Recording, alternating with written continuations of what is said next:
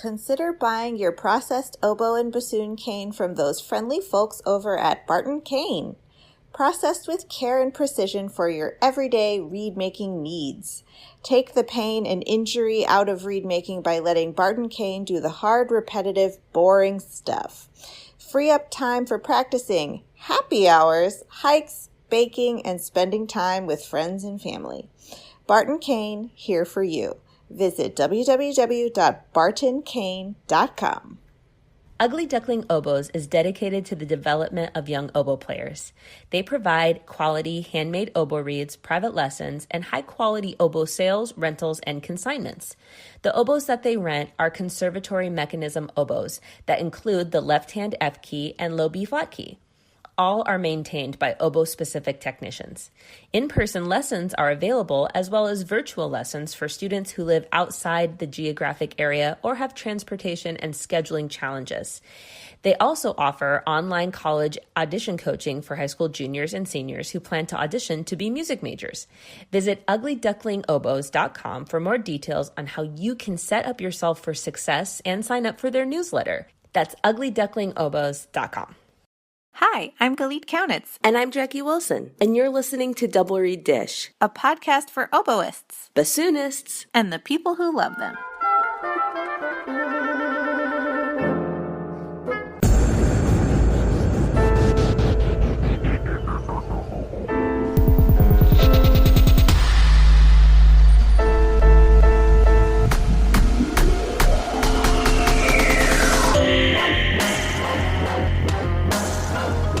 So this is the episode that almost wasn't. The episode that almost broke our 6-year streak of never releasing an episode late. Almost, not quite. This will come out on time. But so life has been a little intense lately. It's I call it spinning plate mode. Like, you know, the what is it, at the circus or the fair? Oh, yeah. They'll spin plates on a stick and they have to like keep them all going. They're running from plate to plate. Well, I can't even count on two hands the number of stressy voice memos I've been sending you lately. Like it's spinning plate time of the semester. So I couldn't sleep. I was up at 2:30 a.m. just stressing and fretting about everything that I have going on, which by the way is a bad idea.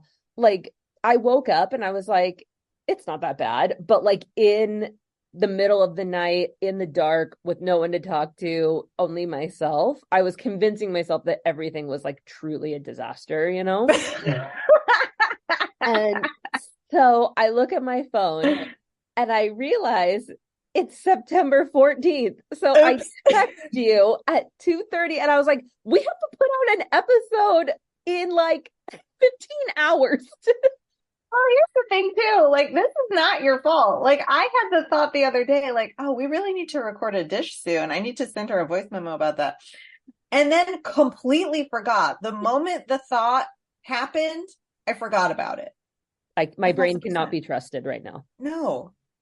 It's untrustworthy. You say right now. I say for me, never. Okay, so how do you, this is our topic for our dish today. How do you handle stressy times? What is your advice? In my best moments is the context of my answer, which for full transparency, I am not always at my best. Like yesterday at 2:30 a.m. or today at 2:30 a.m. I guess it would be. I have found, I know I've spoken about this before, meditation to be my kind of best way to cope with it. And I use a specific program. I use the 10% Happier app. I highly recommend it. But they use the metaphor of getting behind the waterfall, that like if you were standing in a waterfall, everything's rushing at you, it's overwhelming, you can't think, you don't have time to breathe, you feel panicky, and that meditation is a tool that it does not stop the water. It does not change the amount of things you have going on. It doesn't change the thoughts. It doesn't change any of that. but it's a tool to help you get behind the waterfall so that you're, able to be removed from it and you're dealing with it rather than caught up in it. And so that has been an extremely useful technique to me. Right now, that app has a dealing with stress challenge. It's like a 30-day challenge. And it was so funny because the past couple days, I've not been thriving, let's just say. And I was doing it. I was like, okay, I have like 5 minutes, not enough time to do anything, but I'll do this session. Okay, fine. And during the whole session, I was honestly like, oh, shut up. Like it was, and I just like hated every minute of it. I was so irritated by it. It was not my best day of the practice. So what I'm not trying to do is sit here and message and be like, I know you may feel stressed, but just meditate and then who cares about anything like that? No, it's not. It's just a tool. That honestly makes me feel better because I often tell the app to shut up. Like, I'm like, that is unrealistic. What you're telling me to do right now is not possible. Honestly. But I do find it to be a useful tool. And, I even just taking a second to like pause and sit and be still. It doesn't work perfectly. It doesn't work all the time. But for me, it works the best, most effective. So that's kind of what I would recommend. I know other people like Calm. I think Calm also has like a free option. Like there's more unpaid stuff in Calm. So if budget is an issue, you might start there. Yeah, absolutely. What about you? What are your coping mechanisms? Well, the way you ask that question implies that there are coping mechanisms. I'm just kidding. Actually, my main coping mechanism is in Arizona right now. So my wife plays a great role in regulating my emotions, and she's not home. No, but honestly, the things that make me feel better are like healthy escapes from my own thoughts. So meditation is not an escape for me from my own thoughts. So that is not always super helpful. I do think that I need to meditate more because I think it does help me long term, but short term, like remembering to pick up my book instead of scrolling on my phone.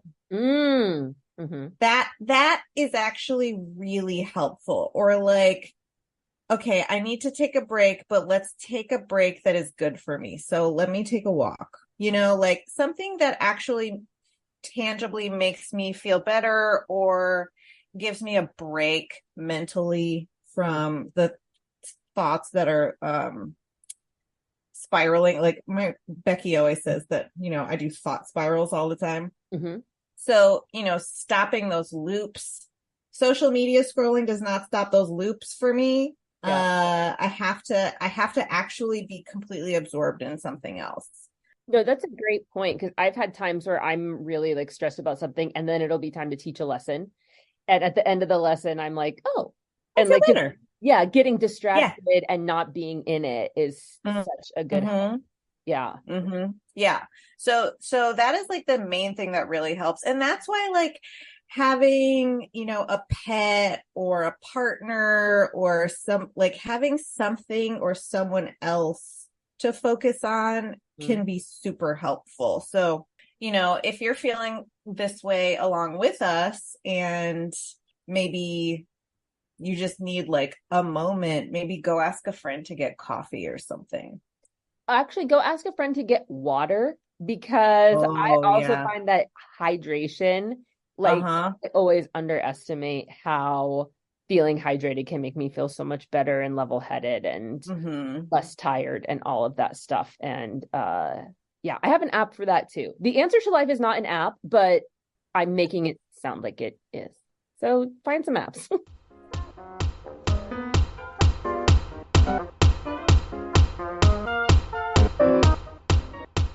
Chemical City Double Reeds is a full-service double reed shop specializing in the sale of instruments, cane, accessories, and sheet music.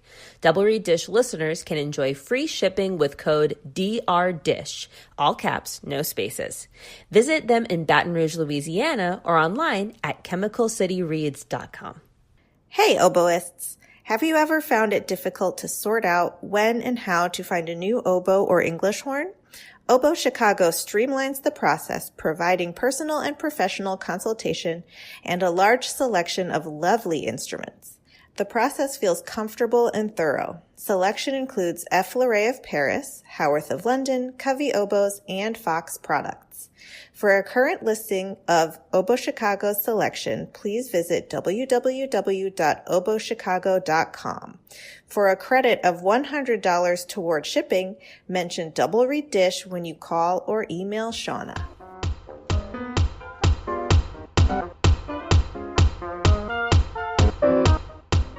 We are delighted to welcome to Double Reed Dish Lindsay Flowers, Assistant Professor of Oboe at the University of Wisconsin-Madison. Welcome, Lindsay. Oh, thank you. Good to be here. We usually start with the same first question, which is to find out how you came to play your instrument. When did you get started on the oboe and what made you start? Yeah, I started in the fifth grade, like many people. I grew up listening to flute lessons in our home every day. My mom taught high school and junior high students. This was in Seattle, Washington, and I think I heard 40 hours of flute lessons a day, and that was a large part of my music education at that age. So I remember the first time I was playing oboe, I couldn't get a sound out of the reed. And my brother's like, you're supposed to be able to soak it and make a sound. And I was crying and I couldn't make it work. And then finally I did. And I played the whole Standard of Excellence. Did you guys do Standard of Excellence? Yeah. So I did the whole Standard of Excellence in like the first night.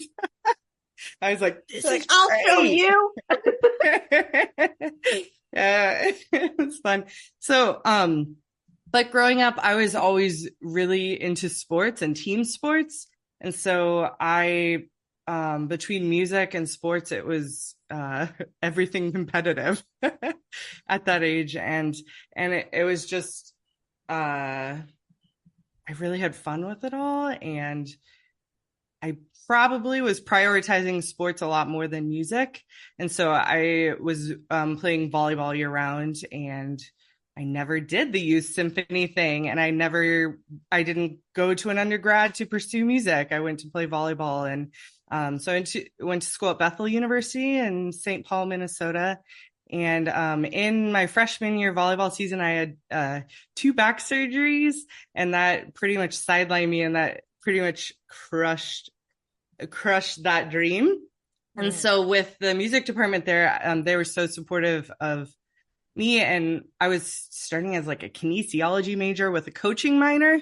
And then they were like, why don't you try music? And I could go in the practice room. It was like going to the weight room and lifting weights, right? It was doing all the things that I was doing for volleyball. I just channeled that into oboe and into music. And I had a really great teacher there, Marilee Klemp, who was an Eastman student, and she was so wonderful and encouraging. And then I auditioned for a master's program at Indiana University and went there with Linda Stroman and Roger Rowe. And then since I didn't have much, I mean, it was great experiences. I played a concerto every year in my undergrad. It was great. But in my master's, I needed just like the fundamentals that of us being in a large studio that I was the only oboist. So like pursuing oboe in my undergrad. So I just needed more lessons and I needed more time studying. And so I did a master's degree, a performance diploma, and a doctorate at IU.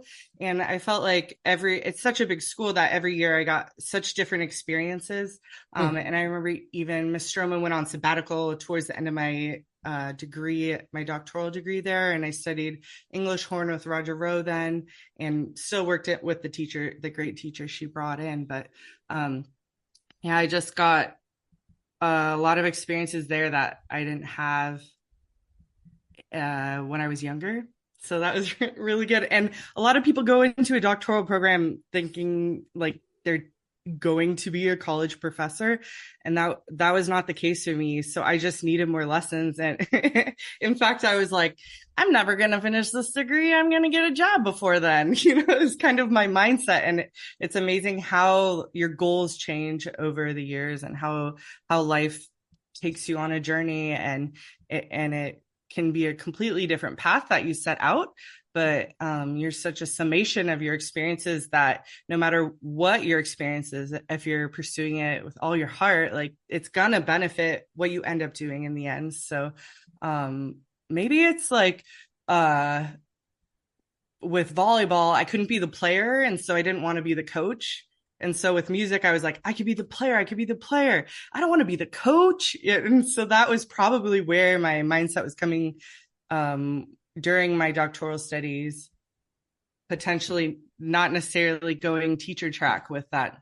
And so I finished my coursework in 2013, and then it's like over a decade later now that my main job is, like you introduced me as, the assistant professor of oboe at University of Wisconsin-Madison. And it's like, it's just dawning on me, like, this is my identity, because this has not been my identity or what I was pursuing like my whole career. And I think that is quite all right. And I love it. And I think every dream of being a coach after being a volleyball player is like being fulfilled now.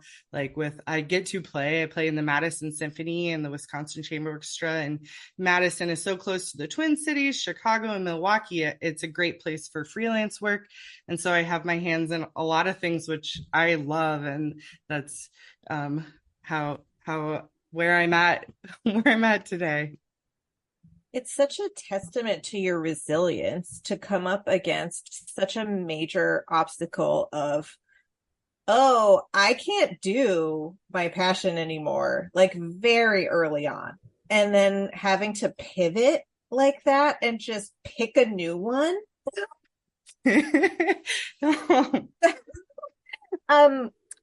That's really impressive and inspiring, and it's really cool to hear you be able to do that with a great attitude. And I'm sure it was more difficult at the time than just like reciting it now. But I'm curious, what would you expand more maybe on the role of grit and resilience in music and oboe playing? Yeah, absolutely. Or volleyball. Totally. I mean, in volleyball, it was you win half the time and you lose half the time. Even when you're you have to know how to lose and bounce back and play the next match. So at these tournaments, we play, 10 matches in a weekend, and it was just, you just move on to the next thing. And that is totally what we have to do in music. We have to, like, something that some solo doesn't go the right way you want it in orchestra, you just have to move on, and you have to think about the next thing. If you dwell on it, that's only going to get your heart rate up and tension set in, and things won't go so right in the future. And we have to, just always be forward thinking, always be on the offense. I like to think of that like with audition taking. I don't even know. I've taken an embarrassingly amount of auditions, maybe 3 digits, but I've learned a lot through those. And maybe I've only had a few yeses, but that's all that you need to shape a career. But you have to be on the offense. You have to walk in there and know that you are in control of this room, even though you have to go with the flow of everything, right? But you're prepared the way you prepared. You want to stick to the plan. You don't want to try too hard, because that's always going to backfire on us. And so just knowing what you're doing, that mental prep. So a lot of the mental prep that I had in volleyball, visualization and teamwork also is so important. So with a studio, I really think of, and maybe teamwork or competitiveness was a thing in my past that probably, or past and present, I think it's actually a very positive thing. But I think in my past, when I thought of competitiveness, maybe it would even be a comparing thing, and it would be debilitating in such a way and shut you down. But then if you can think of competitiveness as getting better. Like your teammates get better, so you get better. We always talked about that in volleyball. We would scrimmage against ourselves because we were our own best competition. And I really think about that like with the studio.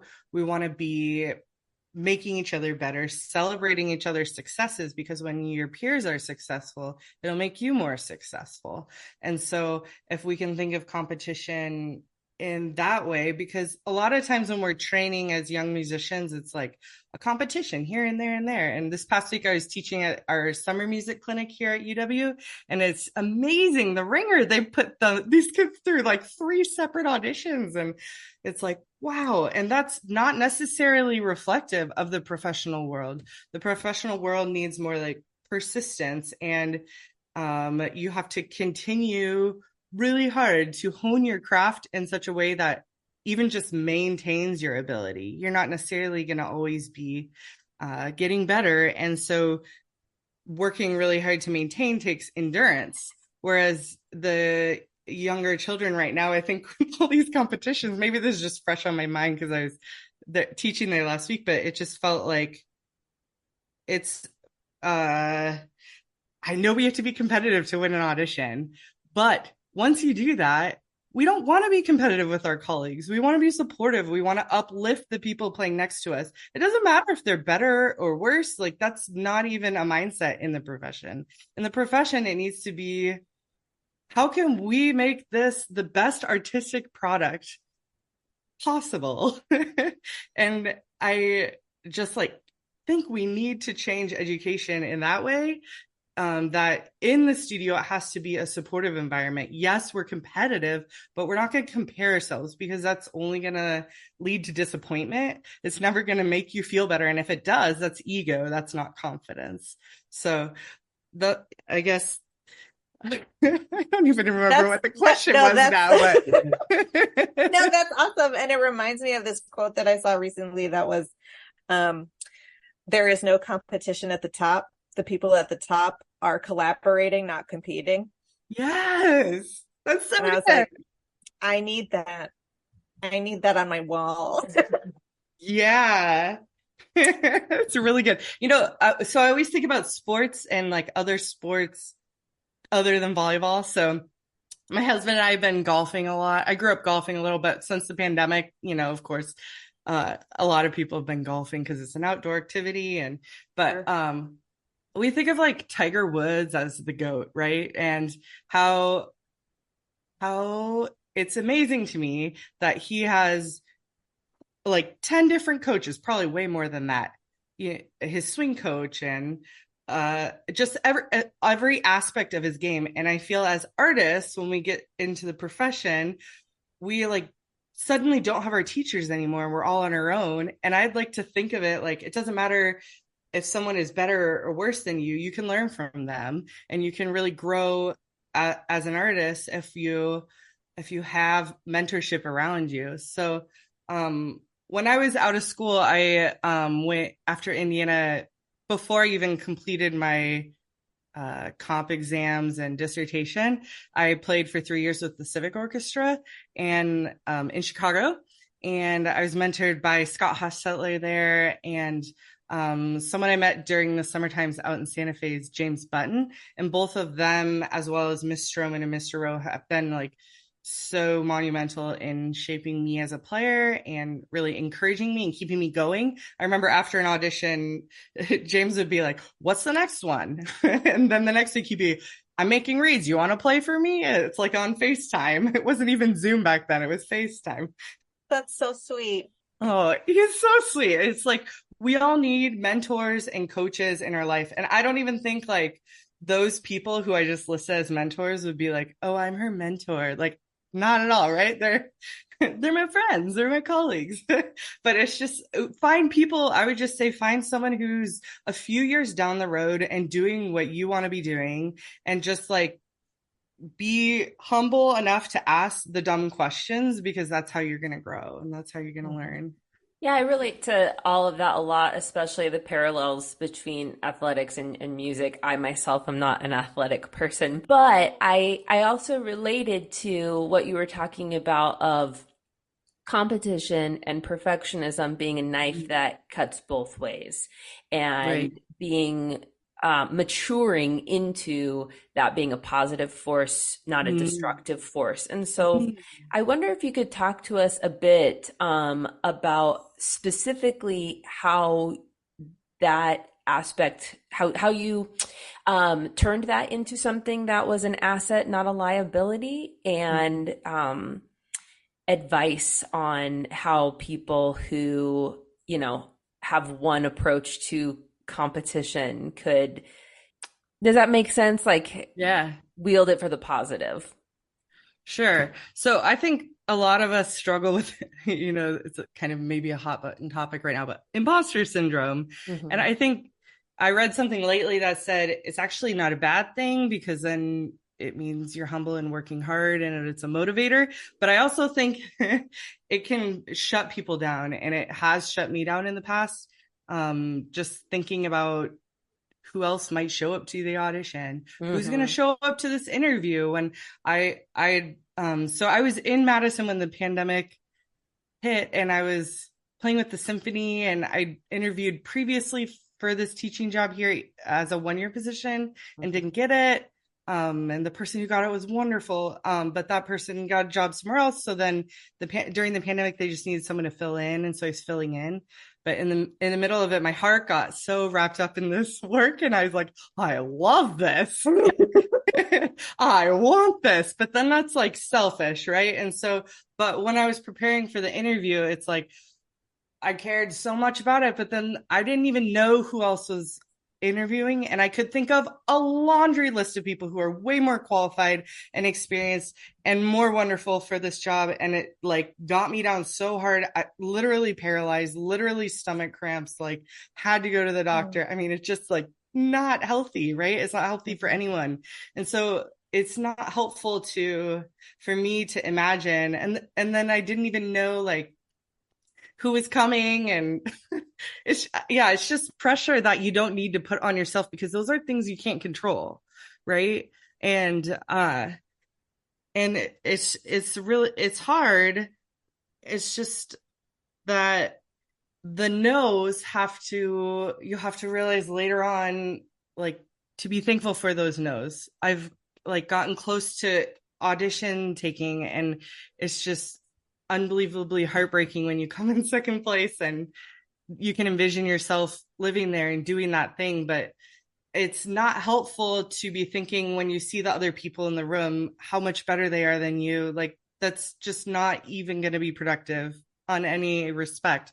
And so my mental prep going into auditions and like this interview, once I was able to overcome the paralyzed state of my mind and being, and just, going through the motions of life, when I wanted to be like present, to become present, I think it just became self-reliant on my routine and my warm up, and thinking about what I want to say artistically and what I wanted to say in an interview when I've never taken an interview before, but just organizing my thoughts and having the topics that I wanted to be sure to talk about no matter what questions they brought me.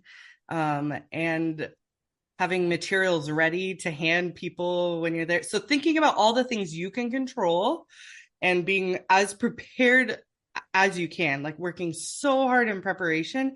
But then when the day comes, like sometimes you don't even look at any of those materials, and then you can just, all that is like in your heart and in your mind, and you have to just communicate who you are. And then if it's the right fit, you just have to trust that.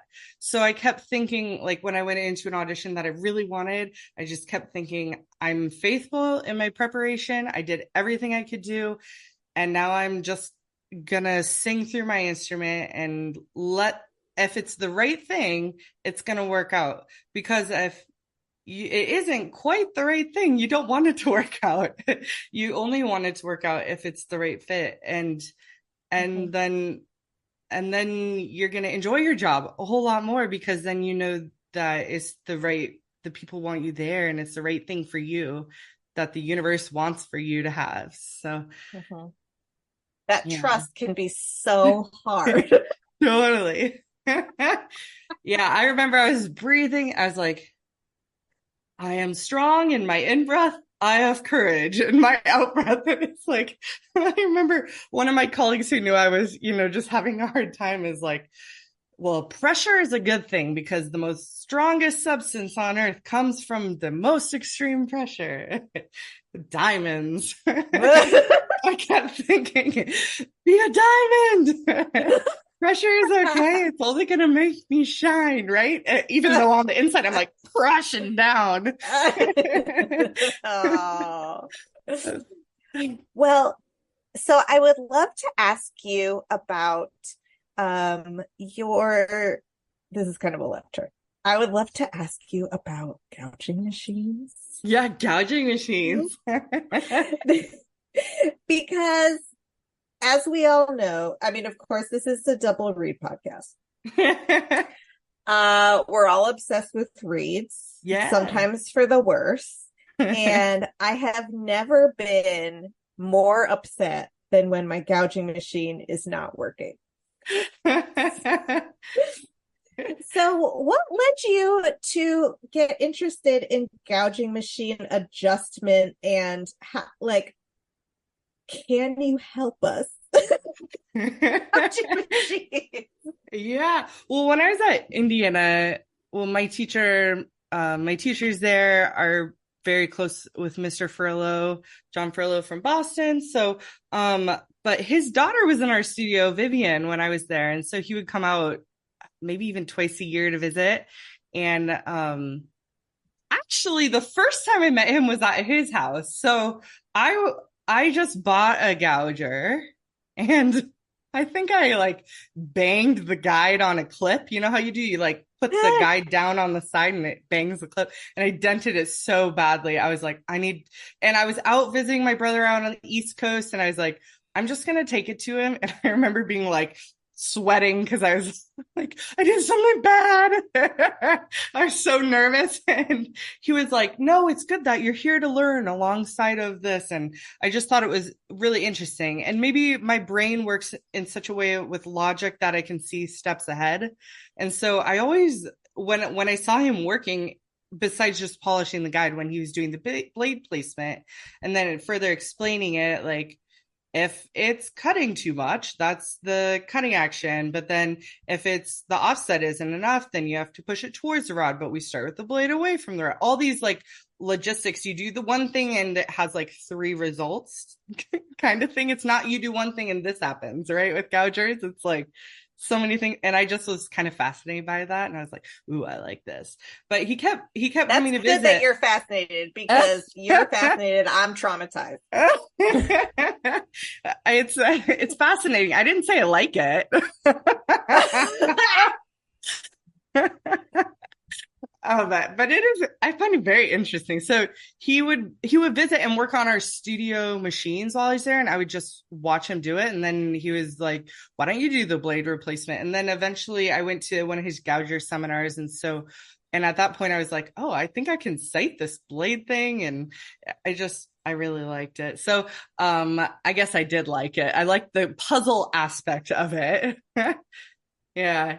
So, I then when I was freelancing outside of Civic, I played with New Mexico Philharmonic for a year, and then I came back to Madison, didn't have work right away. So I was just, I like doing these gougers, and I kind of always did it on the side. And then, I don't know, I was doing blade replacements for 2 or 3 a week. And I just, I was able to solve guide problems and bed alignment problems. It was just really a fun venture for me, and I needed money, and that was a good thing to do. But I think it kind of hurt my hand a little bit. So now I'm just passionate about my students and my studio machines and my machines, and occasionally helping a friend.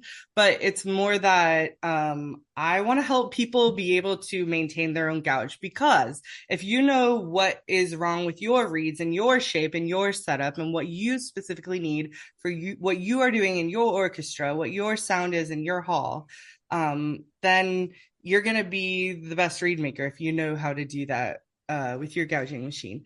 So just like simple maintenance, like blade replacement or bed alignment, I think every oboist should be doing for themselves. I don't think that is a foreign skill. It doesn't need to be a foreign skill.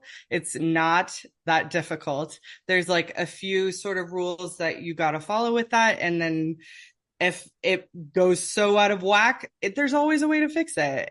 Or you can buy a new gouge. Just kidding. No, but there's always a fix. Like you're never gonna do something unless you like ding up your guide like I did at first when I didn't know what I was doing.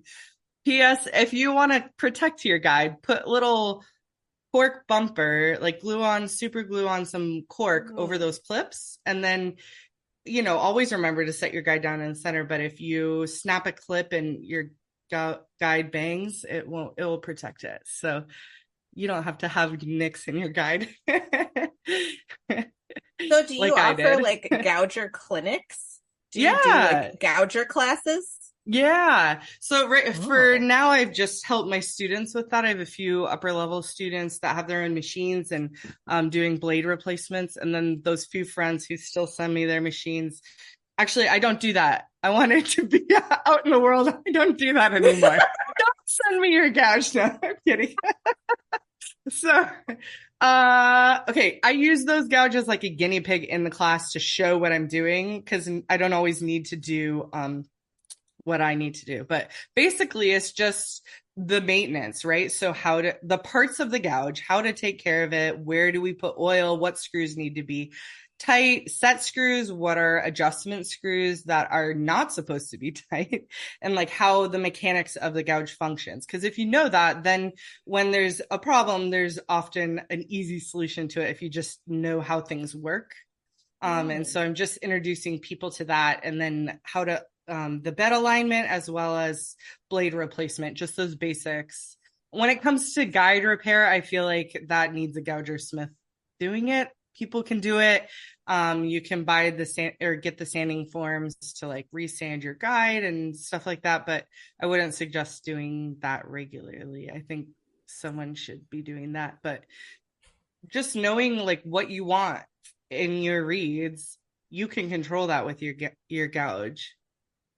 Yeah. It sounds very empowering and terrifying. So I'm glad that you are out there teaching people how to do it. You can do it too. Everyone can do it.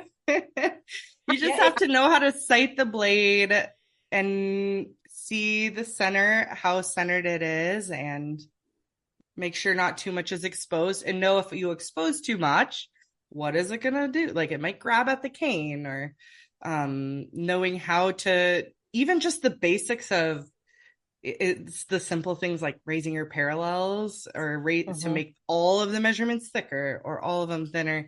Like some people don't even know how to do that. And it's just a simple thing. And you can say it's nothing. It's not true.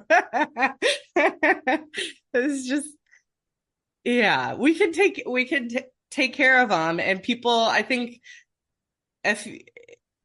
people should not be afraid to be an adult learner. To be curious is a really good quality, and it doesn't show weakness, it shows strength. So if you're out there and you think, I am embarrassed, I don't know how to do this, it's not true at all. Like this is just like, it maybe wasn't taught as part of the curriculum, but it's something that we all can acquire and learn. And that makes That's very empowering. Thank you. That makes total sense to me, because as a bassoonist looking at this whole phenomenon from the outside, it always I sense judgment in her voice right now. It always seemed really weird to me, like the financial implications of every time a machine has to be adjusted, it has to be sent off. What we do is so expensive anyway, that if you add in that component, that it's ultimately can contribute to the accessibility issue, that it wouldn't solve an accessibility issue, certainly, but it contributes to it. And then you, as a studio teacher, we all know budgets are getting ever smaller, not ever larger. And so it just makes sense to incorporate that into a curriculum. That really resonates with me a lot. Yeah, it's true. And the funny thing is these like gouger smiths or people who are gouger makers that then you send your machine to and you're paying, for all the insurance. I've had someone mail me a gouge and they didn't put insurance and it was lost. It was so heartbreaking. I still have nightmares about that. This is one reason I don't let people ship their gouges anymore. But Right. anyways, you're shipping your gouge, you're paying for the maintenance, you're paying for the tool, the blade to replace it. All these things, it adds up really quickly. And you're doing that, once or twice a year. Who knows? Everybody does it differently, and it depends on the machine. But the funny thing is the person doing the work is spending a lot of time and their cane doing it. You don't make money. Like I said, I was so poor that I was doing this basically, but it's a passion project that those people have given. And so even though we're spending so much money on it, they have given their unbelievable mathematical brains and creative energy towards this. Like we're so fortunate that they have done that. And like, yes, we want to create like more innovation in the tool industry and try and make it more accessible. But the thing is, it is like a labor of love that they've given the world of double reed players. Mm-hmm. Yeah. It's not what pays. Beyond gouging, or I guess including gouging, Sure. Can we hear about your reed making setup and approach and all that good stuff? Yeah. So knife sharpening, I feel very passionate about. I use the DMT 4000 grit diamond plate, 3-inch by 8-inch. And then I use the Knife Merchant Dickeron. It's polish. It's a polishing honing rod. And that's with a double hollow ground knife.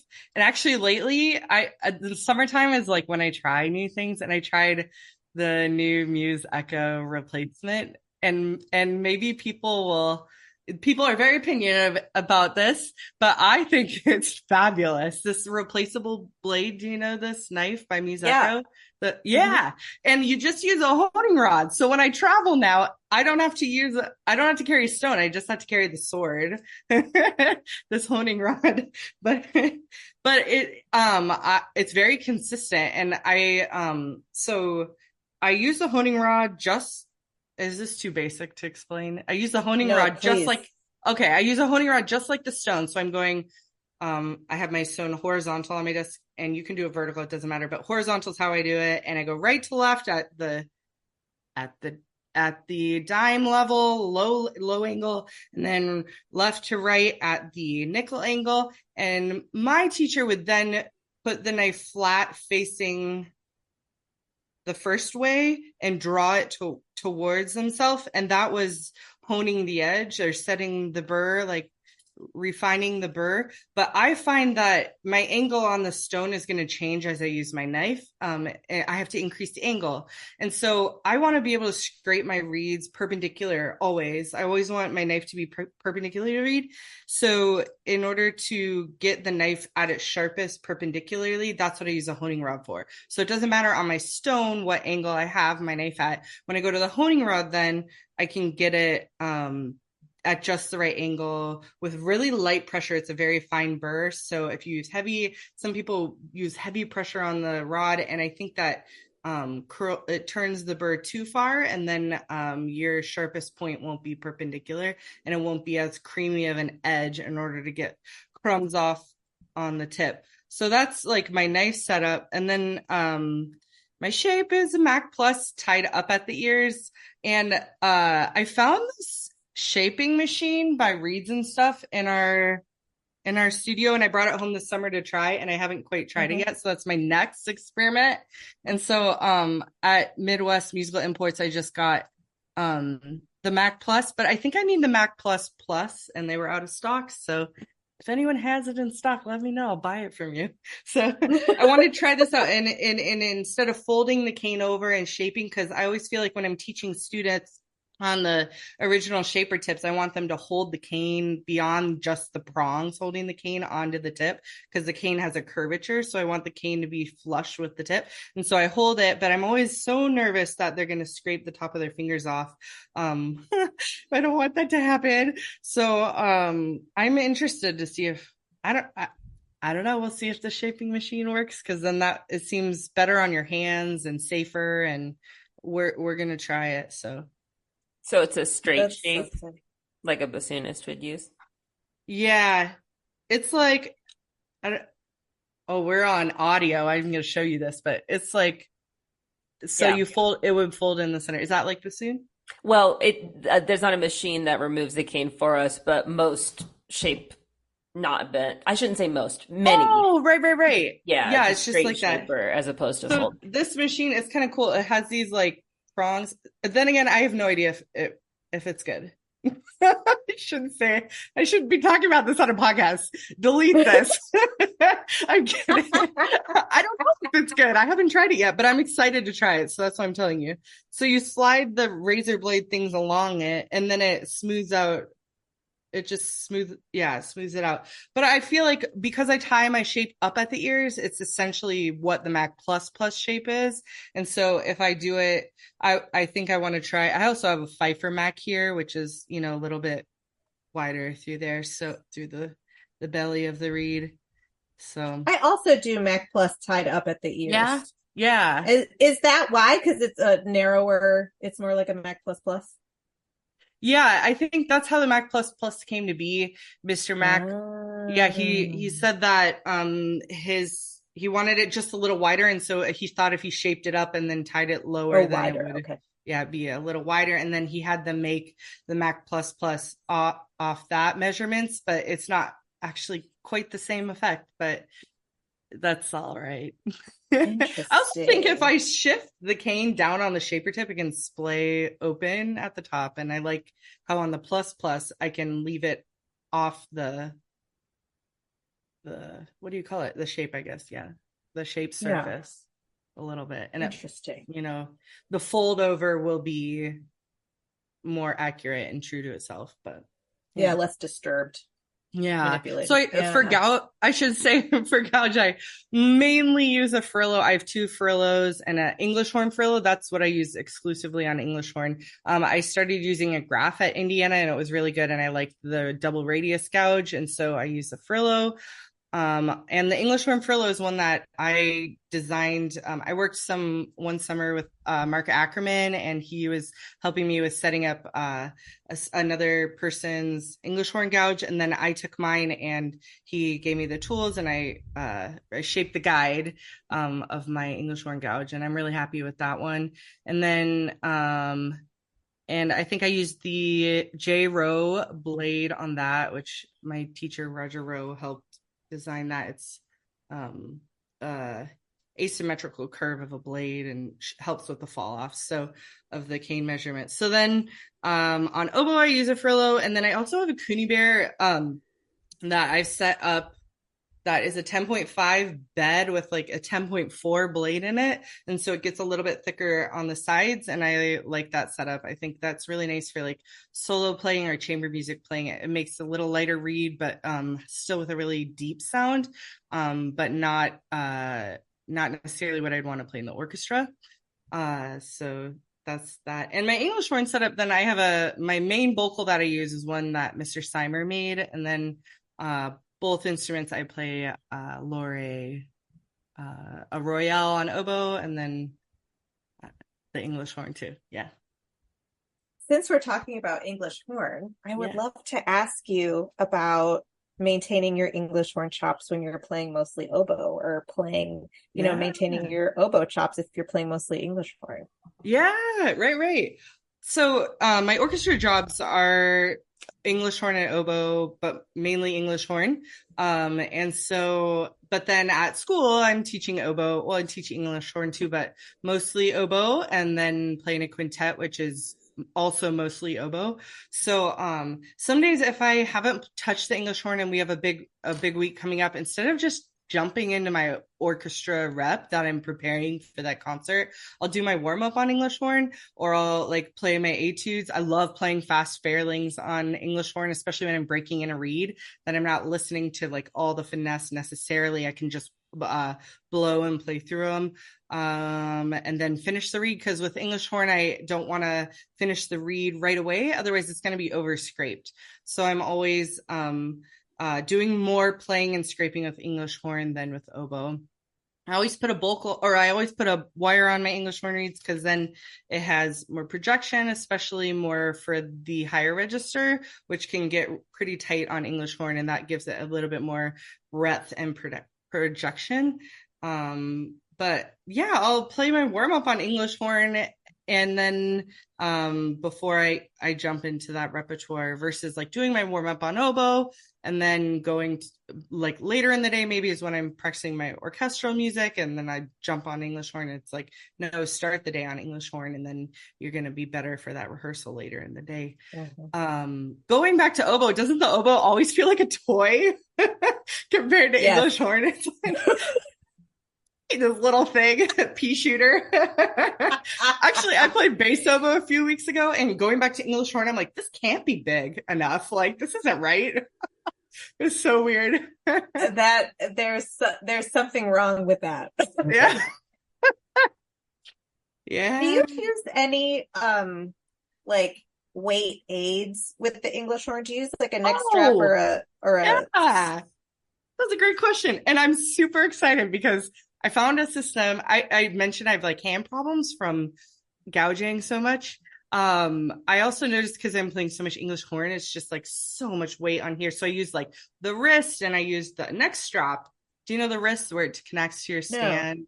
No. It's I think Bob Morgan created it in Chicago, and it connects to your stand, and it has a spring system. You set the bell on it. Well, this took weight off my hands, and I loved it. Like, it's a great system, and so many people use it, and it's wonderful.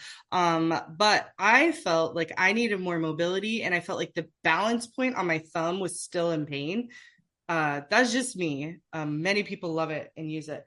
Let me grab it because I want to show you it.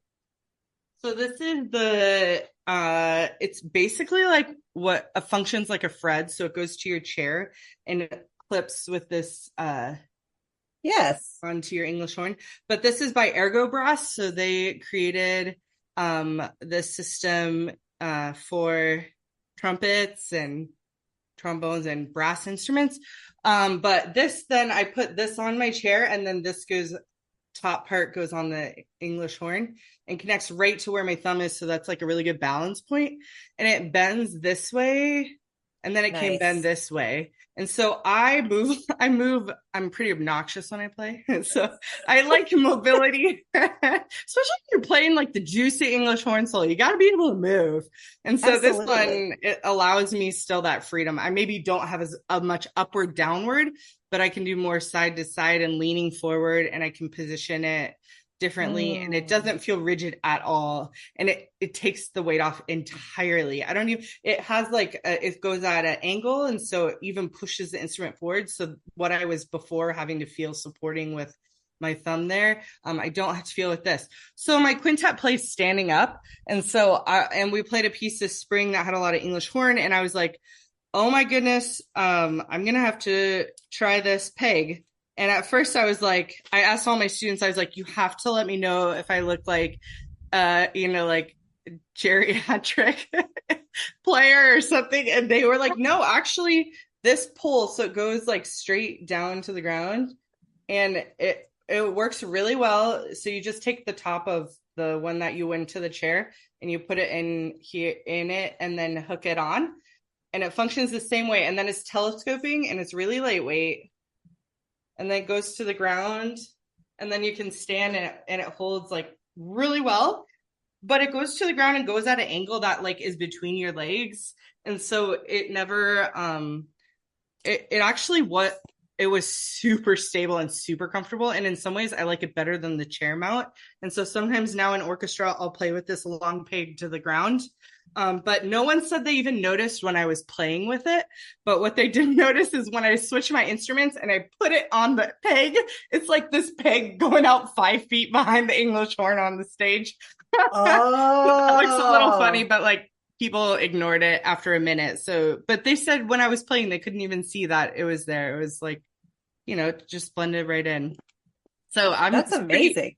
yeah, I'm not a paid sponsor yet, I but I also really love this. I love like when we can say, I need help with this instrument because it is breaking my arm. Yeah. Because it is so awkward and heavy. And I always feel like I'm Yeah. about to break my wrist if I'm not using Right. something.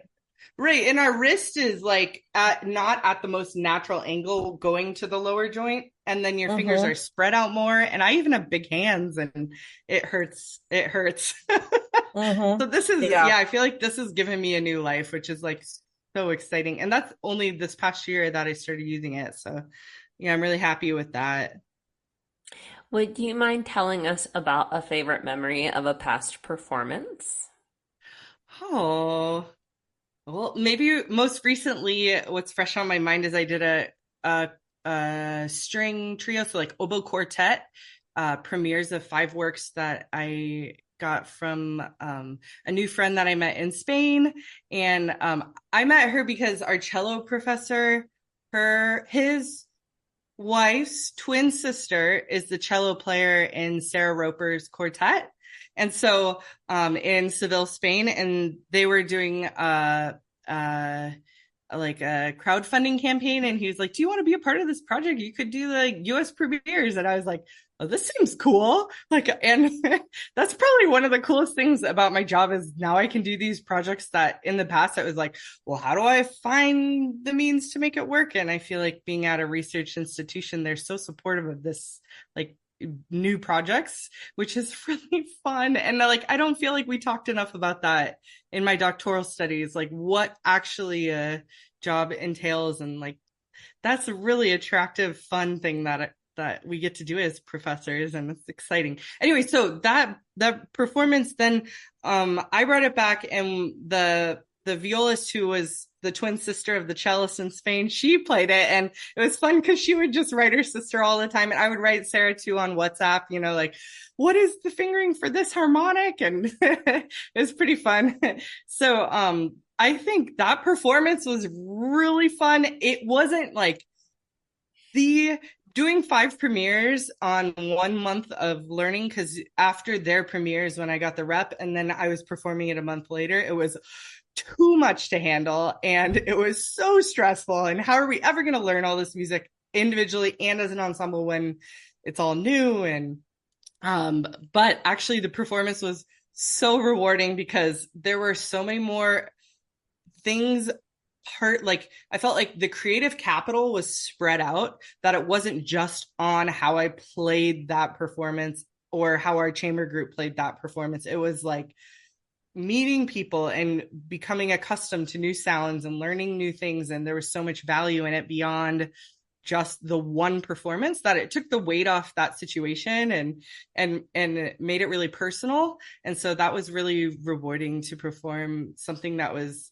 instead of just a line of repertoire, it was like had a wealth of experience that I got to, share with the audience about the pieces and about the composers and my colleagues. It's amazing how like the week before we're like, we're not going to pull this off. And then it's like literally rehearsing on the day of the recital. We're like, oh, it's coming together. It's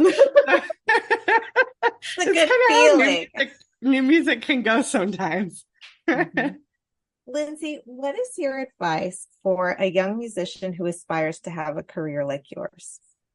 Oh, I would say set goals and then don't hold yourself to them. I would say set a vision so you have momentum towards something, but don't put success at that goal. Put success at whatever your future does bring you. So then you are absolutely fulfilled in what you're doing. So I think we need to open our perspective on all the work that we're doing as performers, as teachers, as artists, as scholars. We need to be really open in our vision. But as a young oboist, you need to just have momentum and resilience and not get down when you don't win the competition that you go out for and you thought all your heart was into it. Yes, put your heart into it while you're practicing. Go so hard for it. But then like know that there's so much value in that process. I can't tell you how many times I was preparing for an audition really hard and I thought I wouldn't have a shot at it, and I would do like well, or what if I even didn't do well? Okay, so I worked really, really hard for an audition. Even if I thought I could get it, I didn't go well. I didn't win it on that day. The next audition is going to go better because of how hard I prepared for that. Everything you put into one preparation for a competition or a performance is going to just make you better for the next thing. That's beautiful. Thank you for those amazing closing words, Lindsay Flowers. It was so nice to have you on Double Read Dish. Oh, it's really fun to meet you guys.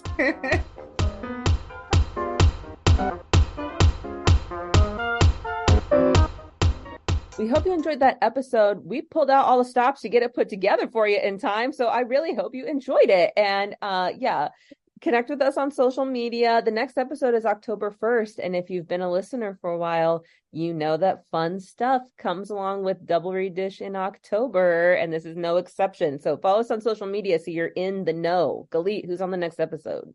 We had the absolute pleasure of speaking with Layla Zamora, contrabassoonist of the San Diego Symphony. Jackie, let's end this nerd parade. Go make reads.